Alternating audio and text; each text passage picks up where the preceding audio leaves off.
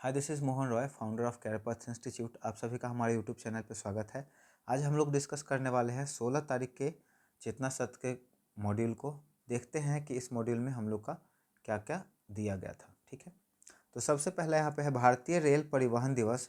हर साल 16 अप्रैल को मनाया जाता है। इसी दिन 16 अप्रैल 1853 को भारत की पहली ट्रेन मुंबई से थाने तक चली थी। ठीक है, इस ऐतिहासिक यात्रा में 400 यात्री के साथ 34 किलोमीटर की दूरी तय की गई थी। आज भारतीय रेलवे दुनिया का सबसे बड़े रेल नेटवर्क में से एक है। ठीक है, आगे चलते हैं। चार्ली चैपलिन विश्व सिनेमा के एक महान कलाकार में से एक थे। उनका जन्म 16 अप्रैल को ही हुआ था। 1889 में लंदन में हुआ था। उन्होंने अपने अनुभव अभिनय में मूक फिल्म वैसे फिल्म को कहते हैं जिसमें साउंड नहीं होता है, चुपचाप सिर्फ एक्ट होता है ना। जनरली इनका कार्टून वाला मतलब या फनी टाइप का इनका होता था मूवी। दौर में दर्शकों का दिल जीत लिया था। उनकी प्रसिद्ध पहचान द ट्रैम्प नामक किरदार से बनी, जिसमें वे ढीली पैंट, तंग कोट, छोटी मूछ और हाथ में छड़ी लेकर नजर आते थे। ठीक है, आज का विचार का अगर बात करें तो गुरु नानक देव जी का ही है। अहंकार मनुष्य का सबसे बड़ा शत्रु है। कभी किसी को घमंड नहीं करना चाहिए, अहंकार नहीं करना चाहिए। ज्ञान की प्राप्ति की सबसे बड़ी बाधा है। अगर आप में अहंकार आ गया ना तो आप कभी भी सीख नहीं पाएंगे कोई चीज़।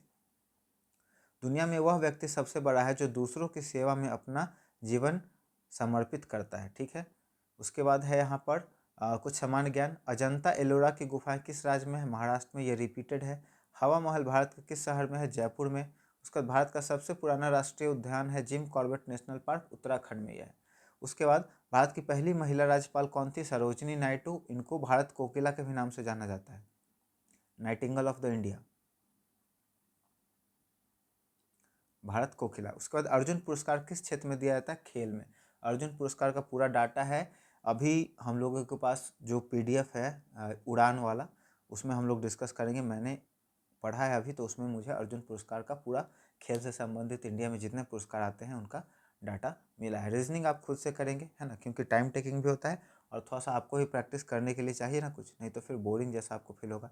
इन द मॉर्निंग, सुबह में। एट द नाइट, रात में। आफ्टर स्कूल, स्कूल के बाद। बिफोर लंच, लंच से पहले। फॉर 2 आवर्स, 2 घंटे के लिए। सिंस मंडे, सोमवार से। ठीक है, आंखों का तारा, बहुत प्यारा होना। आंखें फेर लेना, बदल जाना। आसमान सिर पर उठा लेना, बहुत शोर करना। ईंट से ईंट बजाना, पूरी तरह नष्ट कर देना। ईद का चांद होना, बहुत दिनों बाद दिखाई देना। ठीक है, यहाँ पे प्रेरक प्रसंग एक है। यह घटना एक ऐतिहासिक और बेहद दिलचस्प मुलाकात की थी जब दुनिया के सबसे बुद्धिमान वैज्ञानिक अल्बर्ट आइंस्टाइन और दुनिया के सबसे महान कलाकार चार्ली चैपलिन एक साथ मिले, तो उनके बीच जो संवाद हुआ वो आज भी प्रेरणा का एक बड़ा स्रोत है। 1931 में जब चार्ली चैपलिन की एक फिल्म सिटी लाइट्स का प्रीमियर था, उस समय आइंस्टीन को विशेष अतिथि के रूप में आमंत्रित किया। जब दोनों महापुरुष एक साथ रेड कार्पेट पर चले तो जनता उन्हें देखकर खुशी से झूम उठी और तालियों की गड़गड़ाहट से पूरा हॉल गूंज उठा। भीड़ का यह प्यार और उत्साह देखकर आइंस्टीन चकित रह गए। उन्होंने चार्ली की ओर मुड़कर बहुत ही गहरी बात कही। आइंस्टीन ने कहा, आपकी कला की सबसे अद्भुत बात यह है कि आप एक शब्द भी नहीं बोलते, फिर भी पूरी दुनिया आपको समझती है और आपकी सराहना करती है ना। बिना बोले समझ जाना बहुत ही बड़ा बात होता है। इस पर चार्ली चैपलिन ने उतनी ही विनम्रता के साथ हाजिर जवाबी के साथ जवाब दिया। चार्ली का जवाब था, यह सच है सर, लेकिन आपकी महानता तो इससे भी कहीं अधिक है। पूरी दुनिया आपकी सराहना करती है, जबकि आपकी बात किसी को समझ में नहीं आती है। ठीक है, मतलब आपकी बात समझ में नहीं आती है, फिर भी सराहना करती है। और पहला में क्या था कि आप कुछ बोलते हैं नहीं, फिर भी लोग समझ जाते हैं ना। आइंस्टीन जैसा महान वैज्ञानिक एक कलाकार की कला का सम्मान कर रहा था, और चैपलिन जैसा बड़ा कलाकार वैज्ञानिक की जटिल बुद्धि का। असली महानता एक दूसरे के सम्मान में है। तो यहाँ से क्या होता है, हम सीखे कि हमेशा क्या करें, दूसरे एक दूसरे का तारीफ करें, है ना। लेकिन यहाँ पे उल्टा होता है, लोग क्या करते हैं, एक दूसरे का खिंचाई करते हैं, बुराई करते हैं। चलिए आगे बढ़ते हैं। 9th से 12th के लिए है, और यहाँ पे आज का दिन भी सेम रहता है। हम लोग डायरेक्ट चलते हैं आज के विचार से।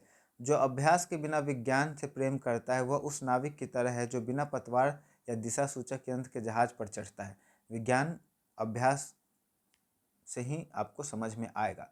ठीक है, कोनियाक जनजाति मुख्य रूप से किस राज्य में पाई जाती है? तो नागालैंड में। विजडन ने 2026 में leading cricketer in the world महिला के रूप में किसे नामित किया है? दीप्ति शर्मा को। 15 अप्रैल 2026 को बिहार के 24वें मुख्यमंत्री के रूप में किसने शपथ ली? सम्राट चौधरी ने। याद रखिएगा 24 में, 24 मुख्यमंत्री हैं, और ज़रूरी इसलिए हो जाता है कि बिहार में भाजपा का एनडीए का पहला मुख्यमंत्री अभी तक बना है ना। तो ये फर्स्ट टाइम है जब भाजपा के मुख्यमंत्री बिहार में बने हैं। कूनो नेशनल पार्क, याद रखिएगा, कूनो नेशनल पार्क किस राज्य में स्थित है, तो ये मध्य प्रदेश में है। आगे हम लोग देखते हैं, भारत की पहली परमाणु पनडुब्बी का नाम क्या है, आईएनएस अरिहंत। किस्कोग्राफ का आविष्कार किसने किया था, जगदीश चंद्र बसु। भारत का पहला परमाणु परीक्षण 1974 में किस कोड नाम से जाना जाता है, स्माइलिंग बुद्धा। स्वदेशी रूप से विकसित भारत में हल्के लड़ाकू विमान का नाम क्या है, तेजस। PSLV का पूर्ण रूप क्या है, पोलर सैटेलाइट लॉन्च व्हीकल। ठीक है, यहाँ पे काठ का पुतली होना, दूसरे के इशारों पर चलने वाला। कूप मंडूक होना, अत्यंत सीमित ज्ञान होना। खूंटे के बल कूदना, किसी और के सहारे पर अकड़ दिखाना। गुलर का फूल होना, दुर्लभ वस्तु हो जाना। छाती पर मूंग दलना, पास रहकर कष्ट देना। ठीक है, स्टैंड बाय, समर्थन देना। स्टिक टू, अपनी बात पर टिके रहना। सम अप, संक्षेप में निष्कर्ष निकालना। उसके बाद टॉक बैक, पलटकर जवाब देना। उसका थिंक ओवर, गहराई से विचार करना। अब यहाँ पे बिहार से रिलेटेड कुछ टर्म है। बिहार के किस राज्य में ओढ़नी जलाशय स्थित है, बांका में, डैम। बिहार के किस क्रांतिकारी ने अमृत बाजार पत्रिका, देखिए आपको ये बहुत ही ज़्यादा इंपॉर्टेंट है, ये अमृत बाजार पत्रिका। जितना स्वतंत्रता से रिलेटेड बिहार का टर्म है ना, बिहार के जितने भी कॉम्पिटिटिव एग्जाम है उसमें पूछने का चांसेस बहुत ज़्यादा रहता है। तो अमृत बाजार पत्रिका सतीश चंद्र चक्रवर्ती ने निकाला था। बिहार में गंडक नदी को नेपाल में किस नाम से जाना जाता है, सप्त गंडकी या नारायणी के नाम से जाना जाता है। अंग महाजनपद की राजधानी चंपा का प्राचीन नाम क्या था, मालिनी। ठीक है, कुछ रीजनिंग के क्वेश्चन हैं। ठीक है, उसके बाद हम लोग का यहाँ पे खत्म हो जाएगा।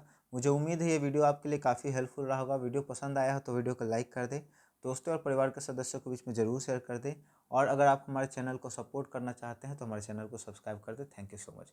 और ये हम लोग